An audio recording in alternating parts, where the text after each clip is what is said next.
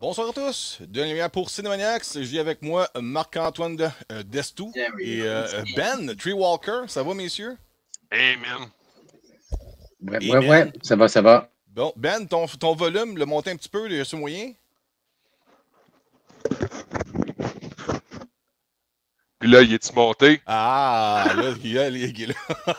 Écoutez, on va commencer vite, vite avec un invité que j'ai eu la chance de côtoyer à quelques reprises pour différentes choses. Entre autres, à un moment donné, j'étais chez PG Impression. J'ai collaboré avec ce monsieur-là pour un événement de McFly Event. Et il est très occupé ces temps-ci. Donc, je ne veux pas l'occuper trop longtemps. Je Nice. vais le présenter, mais avant, je vais juste vous montrer un peu ce qu'il fait avec la bande-annonce du festival qui s'en vient dans pas long. Regardez ça.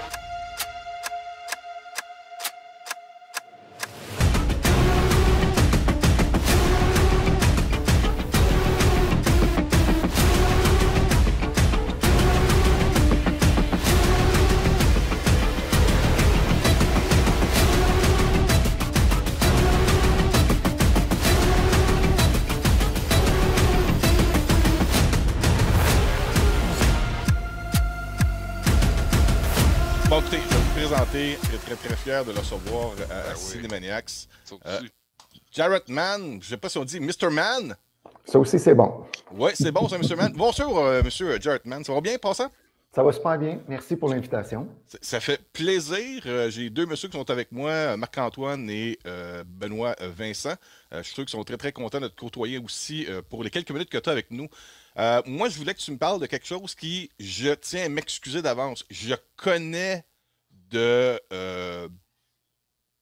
comment je pourrais dire ça, de popularité, mais que j'ai tout le temps manqué l'occasion d'assister. Fait que j'aimerais ça que tu me décrives qu'est-ce que tu fais, comment c'est arrivé, le festival Spaz, comment tu appelles ça, le festival de court-métrage insolite de Montréal. Yes, sir. Nice.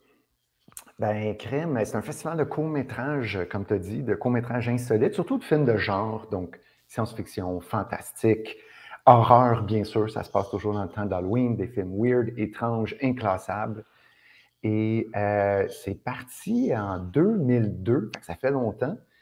Puis à la base, c'était un party d'Halloween que je faisais à tous les ans, puis ça grossissait, ça grossissait.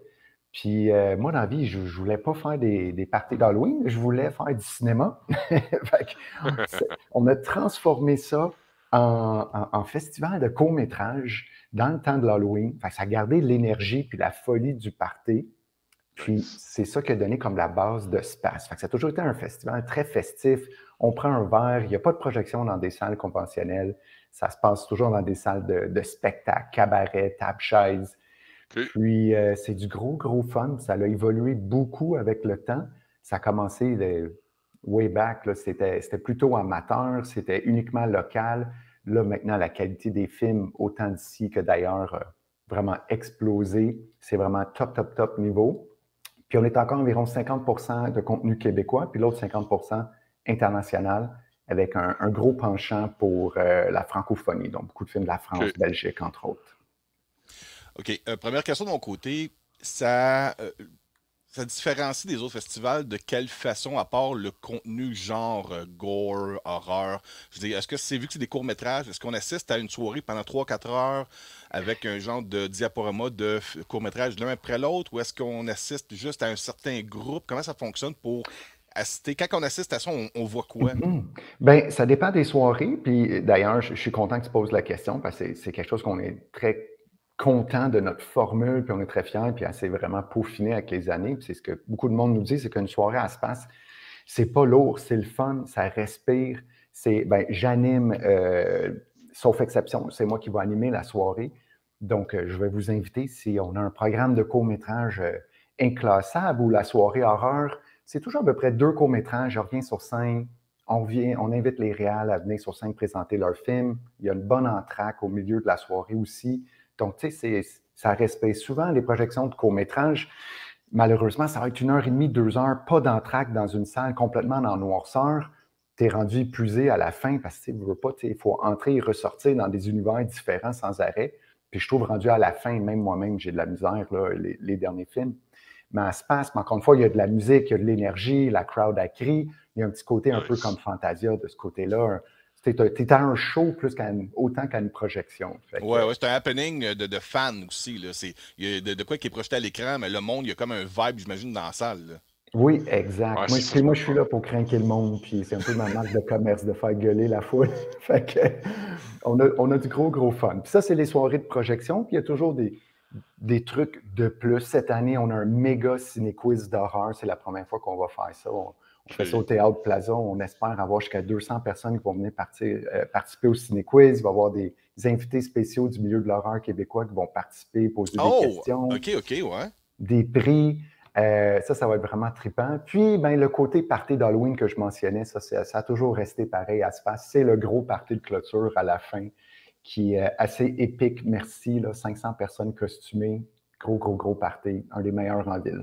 C'est-tu un peu un genre de party rave avec du sang qui tombe de partout dans le cœur? Non, c'est pas ça? Comme Blade? Non, c'est plutôt sans prétention. Puis à chaque année, ça s'appelle le Party d'Halloween Old School. Donc, on change de décennie musicale d'une année à l'autre. Cette année, c'est années 90 versus années 2000. C'est juste des hits, des tunes qu'on connaît. Puis vraiment, on s'amuse. Ça crie, ça chante. Puis c'est du gros fun. J'ai une dernière question. Je vais laisser la chance aux boys qui sont avec moi de mon équipe, là, s'ils ont des questions par après. Mais est-ce que les gens, vu que c'est un événement dans le temps d'Halloween, horreur, un petit peu party, est-ce que les gens se déguisent lorsqu'ils vont là? Est-ce que ça en devient un genre de party d'Halloween avec des projections? Oui et non, ça dépend des soirs. T'sais. Puis effectivement, on a une bonne partie d'horreur à Spas. Il y a la grande soirée horreur, c'est l'événement qui a donné naissance au festival à la base, puis qui est ultra populaire. Même, on fait 2 séances cette année, puis la première, c'est déjà, ça le comble, même si c'est dans 2 semaines. Mais il y a d'autres soirs que c'est pas de l'horreur, je tiens à le dire, que ça va être plutôt fantastique, inclassable. Notre soirée d'ouverture ce mercredi, le thème, c'est le sexe. Donc, on n'est pas dans... Quoi qu'il y ait une petite touche d'horreur pareil dans la soirée. Mais la grande soirée horreur, il y a souvent du monde qui vient costumer. Cette année aussi, on a une soirée pour le film Faradar, justement les événements McFly. Denis, tu mentionnais, c'est la première fois qu'on fait un film québécois. On fait une projection participative, donc les gens ont des trucs à crier pendant le film et tout. Je m'attends à voir quelques sorciers, puis peut-être un Boba Fett en bobette qui va se pointer à la soirée sûrement. Pour ceux qui connaissent le court-métrage La bataille de Faradar, c'est la version long-métrage de pourquoi qu'on fait la soirée. Donc oui, il y a souvent du monde costumé qui vont débarquer, puis... mais sinon, la grosse soirée costumée, c'est bien sûr le party. Comment tu réussis à convaincre les gens? Tu sais, à cette heure, on est tous dans notre mou. Ah oui, t'as raison. Écoute, si j'attends de poser mes questions. Ben, OK, juste une affaire. Comment tu réussis à convaincre le monde de sortir de la maison en mou, ben avec l'Internet, puis de les amener au festival?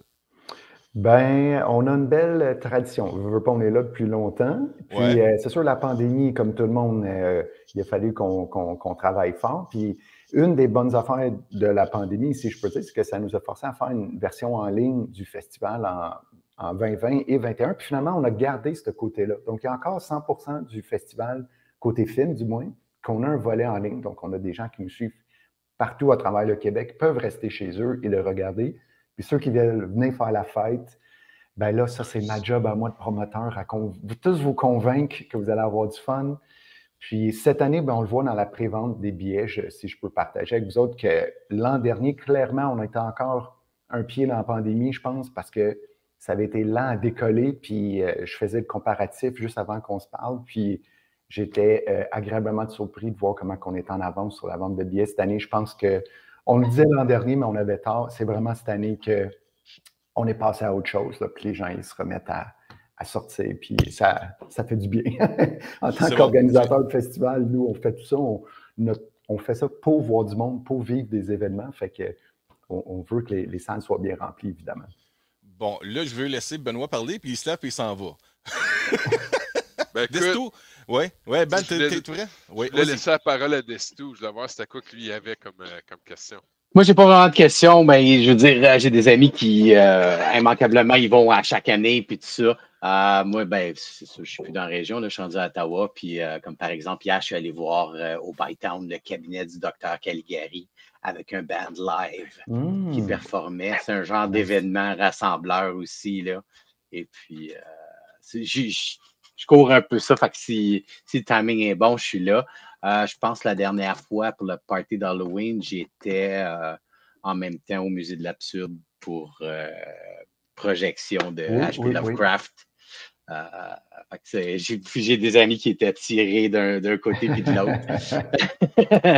Fait que, ouais, ben, bon succès, là. Merci, merci. Denis, tu demandais comment on fait pour sortir le monde de chez eux. Je suis victime de ça, moi aussi. Là. On est rendu. Faut se botter dans le derrière. Mais je pense qu'une fois qu'on est rendu quelque part, c'est là que ça nous rappelle comme ah oui. C'est pour ça que ça fait du bien de sortir, voir du monde, puis il y a toujours du bien qui sort de ça. Puis on l'oublie des fois, là, on est confus chez nous avec nos grands écrans dans nos salons, puis tout, C'est mais ça, ouais. il n'y a rien de comparable de vivre une expérience en foule, puis une espèce de symbiose, puis de rire tous ensemble, faire un saut ensemble. C'est là la magie du cinéma qui est à son meilleur. Ben, tu as une question ou deux pour Jarrett? Alors, j'en ai 3. Bonjour, Mr. Man. Salut! Ça, c'est 1. Moi, je suis nouveau, je connaissais pas le festival. Fait que moi, je le découvre, ça s'est rendu jusqu'à moi. Ça fait combien d'années que ça roule, ça, cet événement-là? C'est fou, on est rendu à la 22e édition. What? J'ai starté ça à toute fin de mes études à l'université en études cinématographiques, justement. OK. Parti de absolument rien, aucune idée qu'est-ce qu'on faisait. On a commencé avec une soirée de court-métrage d'horreur amateur à fond. C'est quasiment juste nos amis qui avaient fait des films pour la soirée. Ben, ça ressemble à nous autres, là. Puis ça s'était... il y a de quoi? Il y a une petite magie, une petite étincelle qui a eu lieu cette soirée-là. Puis l'année d'après, on était rendu à 2 soirs. Puis l'année d'après, 3, 4. Puis cette année, c'est 10 soirs le festival. Donc, c'est pas mal le max qu'on fait, là. C'est donc bien hot, mais de moi à toi, là, félicitations, c'est cool. Je trouve ça c'est une belle chandelle que tu fais aussi au cinéma indie, tu sais, d'avoir cette belle plateforme là, pour pouvoir développer son art, puis apprendre, puis voir comment les gens réagissent. C'est autant que toi qui fais un film, autant que tu vois les gens dans la salle. Je me demandais justement à quel point ça pouvait se transférer, tu sais, dans une atmosphère de peur. Moi, j'ai pas vu ça bien souvent, des gros films de peur avec une salle. J'avoue, là, c'est tout le temps à domicile, c'est tout le temps dans... Là, t'as le weirdo à côté de toi, man, qui te regarde tout croche depuis le début du film parce qu'il veut te faire psych out, là, tu sais.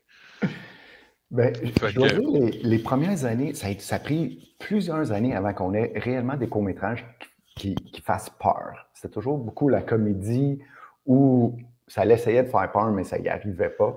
Okay. Mais là, là, ça fait de nombreuses années, comme 10 ans maintenant, là, il y en a qui ont vraiment maîtrisé comment foutre la chienne.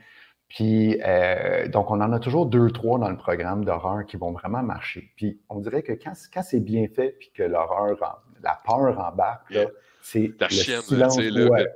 C'est là, tu droppes un pin, là. Ben, c'est ça. Là, c'est le silence total dans la salle. Là, tout le monde est comme son focus. Personne n'est en train de regarder à côté d'eux. Ils sont soit en train de se cacher les yeux ou ils sont absorbés par l'écran. Ah ouais. Puis c'est le fun. Quand il y a des sauts, il y a le rire qui suit après, ou un peu pour désamorcer. Puis non, c'est le fun. C'est à Montréal que l'événement se diffuse? Ça se passe, notre lieu maintenant où tout se passe s'appelle le Théâtre Plaza. Okay. Sur la rue Saint-Hubert, coin Beaubien. C'est un ancien cinéma qui a eu 100 ans l'an dernier, en fait. Un vieux cinéma...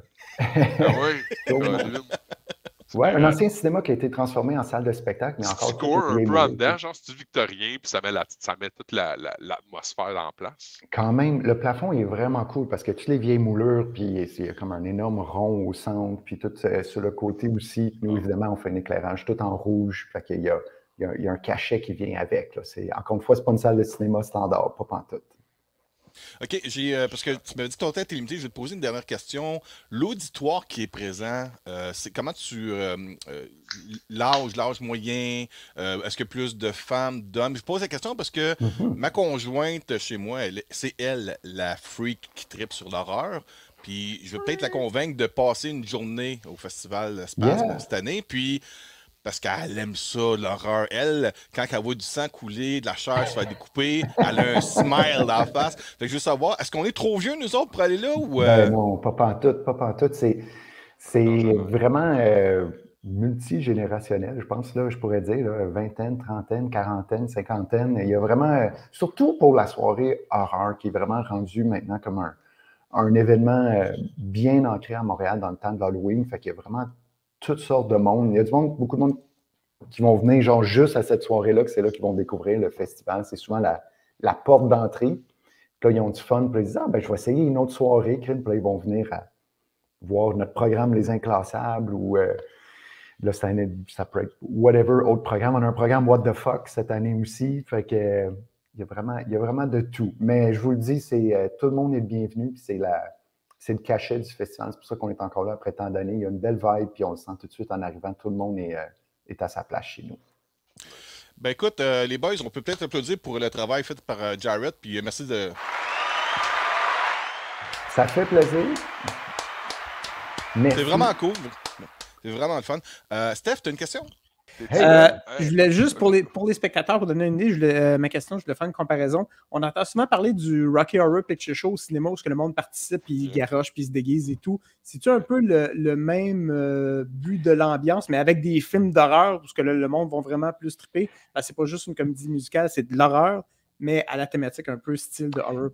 Ben en fait, vraiment totalement inspiré de l'expérience Rocky Horror Picture Show. Et voilà, on a nos soirées McFly. Donc, souvent, une fois par année, là, la pandémie a mis ça sur pause, puis on le reprend cette semaine, puis je suis vraiment heureux, où on va présenter un film et nous, on décide des consignes à donner au public d'avance. Souvent, des trucs à crier à des moments clés.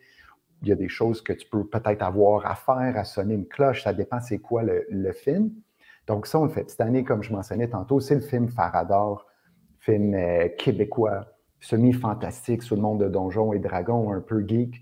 Et là, on va dévoiler les consignes ce vendredi. Il va y avoir un D20 pour ceux qui connaissent Donjons et Dragons qui va être impliqué dans les consignes. Il va y avoir des trucs à crier, tout le cast du film va être là.